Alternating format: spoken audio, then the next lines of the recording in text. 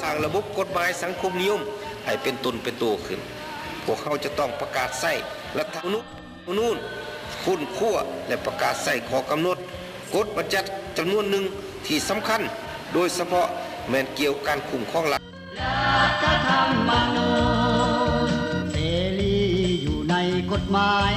ประชาธิปไตยประชาชนลาวที่มาสามัคคีกันเข้า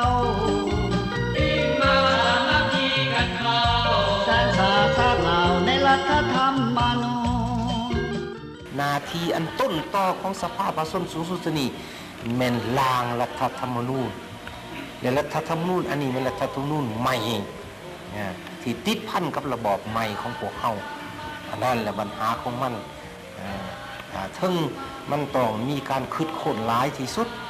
และรัฐธรรมนูญใหม่อันนี้มันใหม่คนอื่นว่ามันจึงเป็นของลาวอีหลีบรรดากฎหมายที่มีลักษณะเป็นพื้นฐาน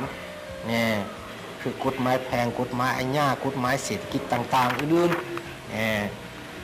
เพื่อติดพันโลดกับคนอื่นรัฐธรรมนูญซึ่งเป็นกฎหมายพื้นฐานของหมู่